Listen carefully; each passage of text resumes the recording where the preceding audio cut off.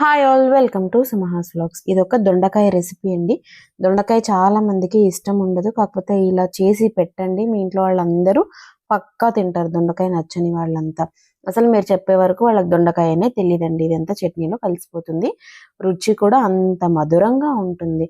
ముందుగా కడాయి పెట్టేసి, stove on చేసి కడాయి పెట్టేసి, వేడైన తర్వాత ఆయిల్ వేసి, ఆయిల్లో చిన్న చిన్నగా తరుక్కున్న దొండకాయలు వేసి ఫ్రై చేసుకోవాలి. ఫ్రై చేసేటప్పుడు ఒక 30% ఎగిపోతే చాలు దొండకాయలు. చిన్న చిన్న ముక్కలు చేసుకున్న ఆనియన్స్ కూడా ఇందులో కలిపేసి ఫ్రై చేసుకోవడమే.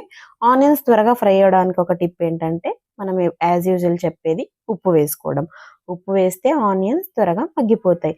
ఇంకొక 60% అవి రెండు వేగిపోయిన తర్వాత టమాటాలు వేసేసి రిమైనింగ్ అంతా కూడా బాగా మగ్గించుకోవడమే.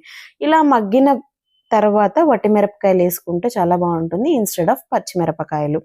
ఇంకా చల్లార్చిన తర్వాత మిక్సీకి వేసేసుకొని తిప్పడమే. మిక్సీకి ఎప్పుడైనా పచ్చళ్ళు వేసేటప్పుడు పల్స్లో వేయండి, కోర్స్లో. ఇంకా తెల్లవాయలు వేసేసి టేస్ట్ చూసి ఎలా ఉందో చెప్పండి. Thanks for watching. Subscribe to my channel.